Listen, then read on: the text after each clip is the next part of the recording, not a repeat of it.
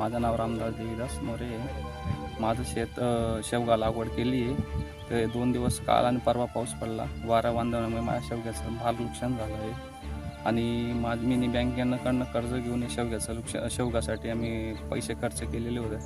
ते जे सरकारने मायबापाने आमच्याकडे काही कर्जमाफीसाठी काहीतरी ध्यान द्यावं एवढंच माझी मागणी आहे.